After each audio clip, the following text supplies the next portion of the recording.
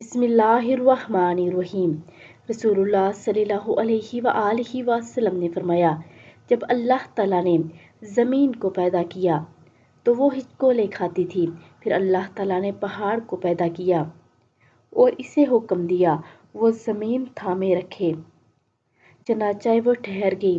تب فرشتوں کو پہاڑوں کی مضبوطی پر تعجب ہوا اور کہنے لگے، اے اللہ، آپ کی مخلوق میں سے کوئی چیز پہاڑوں سے بھی زیادہ سخت ہے؟